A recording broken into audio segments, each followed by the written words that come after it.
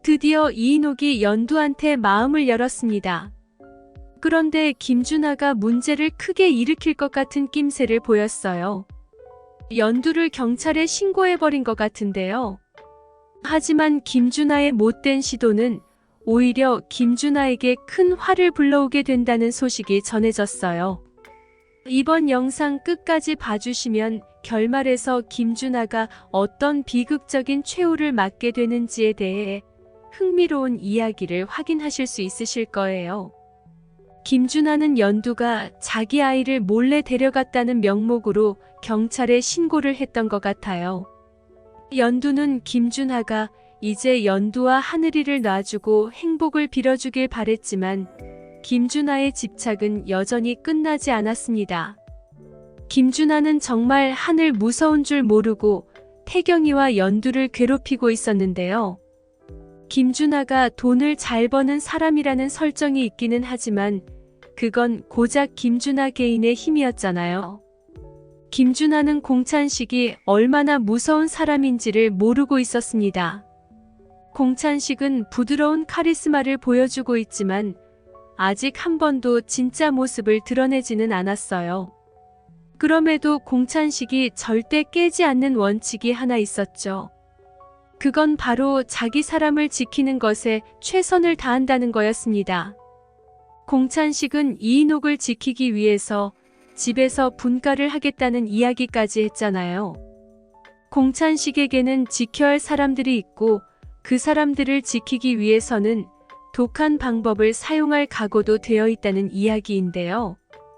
김준하는 공찬식을 NX그룹 회장님으로만 보고 있었기 때문에 공찬식이 얼마나 무서운 사람인 줄 모르고 있었습니다. 그랬으니까 겁도 없이 태경이와 연두를 경찰에 고소해버리는 만행을 저질렀던 거겠죠.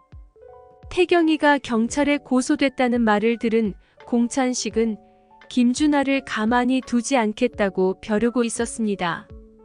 김준하가 계속해서 태경이와 연두의 행복을 방해하려고 한다는 사실을 눈치챈 공찬식은 김비서를 시켜서 김준하를 잡아오라는 특명을 내렸는데요. 김비서는 상당히 유능한 사람이었어요. NX그룹의 회장을 모시고 있는 만큼 단순한 비서 임무만 수행하고 있는 게 아니라 경호 임무도 겸하고 있는 사람이었는데요. 겉으로 보기에는 그렇게 보이지 않을지 모르지만 상당한 무술 실력을 겸비한 유단자였습니다. 그런 김비서가 김준하를 쫓자 김준하는 다급하게 도주를 하기 시작했어요. 공찬식이 이렇게 대놓고 자기를 노릴 거라고는 미처 예상하지 못했던 거죠. 공찬식의 가족을 건드린다는 것이 얼마나 위험한 것인지를 김준하는 모르고 있었습니다. 그걸 모르던 김준하는 장세진한테 전화를 걸어서 공 회장 쪽에서 들리는 소식이 없는지를 물어봤었습니다. 자기가 가서 그렇게 난리를 피웠는데도 연두가 아직도 쫓겨나지 않았는지 궁금했던 건데요. 하지만 장세진은 그런 김준하의 이야기를 받아줄 상황이 아니었습니다. 장세진한테 태경이도 중요한 문제지만 다른 문제가 또 생겨버렸잖아요. 장세진은 장호와 강복님이 만나고 있는 것 같은 모습을 목격해버렸습니다.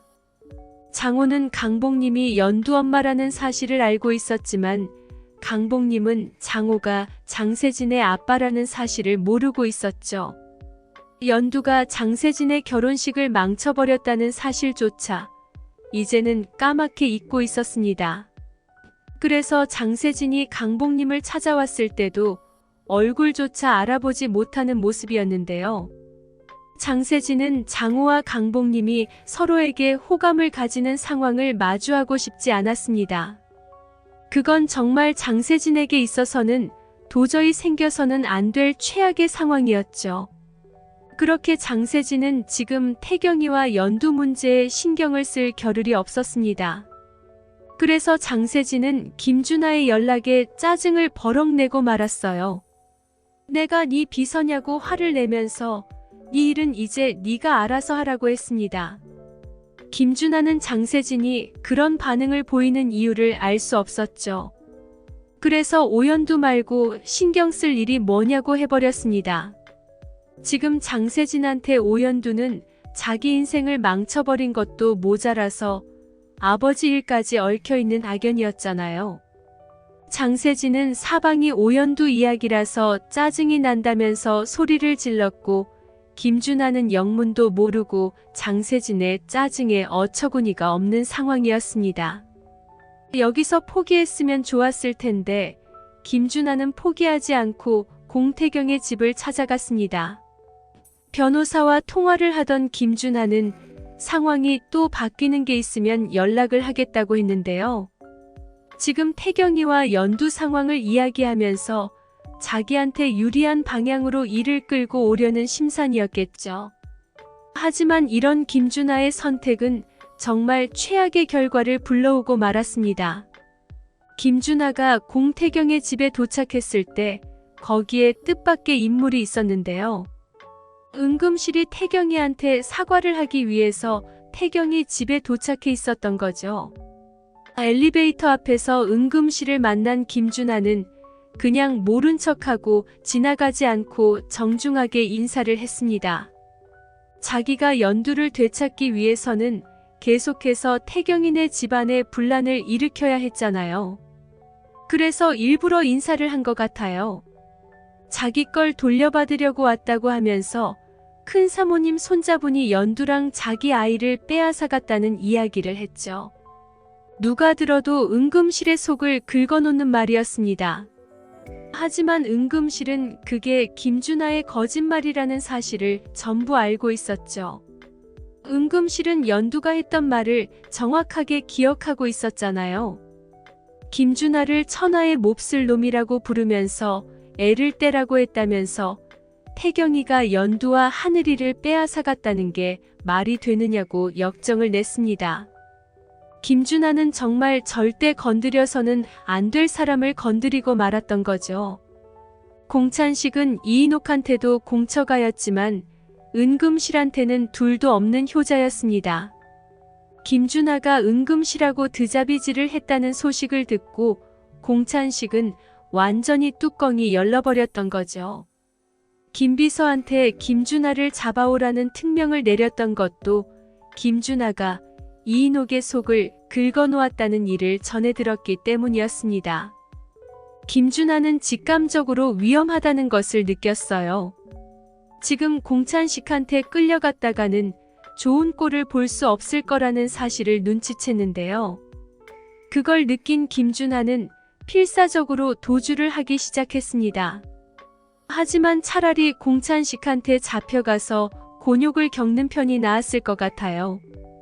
김준하 앞에 다가온 엄청난 비극을 도주하던 김준하는 예상치 못하고 있었는데요.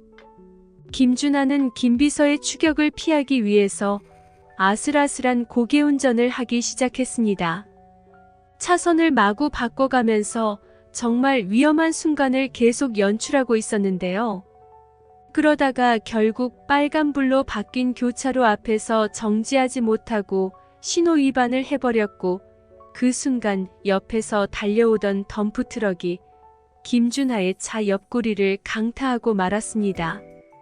김준하의 차는 세 바퀴 반을 대굴대굴 굴러서 전복되어 버렸고 그 안에 타고 있던 김준하는 중태에 빠지고 말았는데요. 얌전히 잡혀와서 말을 들었더라면 이런 일을 당하지 않았을 텐데 김준하는 자기 무덤을 자기 스스로 파고 만 꼴이 되어버렸네요.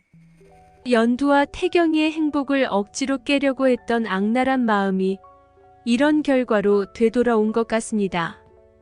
이 이야기는 개인적인 상상력을 기반으로 쓴 것이기 때문에 앞으로 밝혀질 진짜 내용과는 다를 수 있다는 점 미리 양해 부탁드릴게요. 이번 영상 재미있으셨으면 구독과 좋아요 부탁드립니다. 구독은 저에게 큰 응원이 됩니다. 오늘도 시청해주셔서 감사합니다.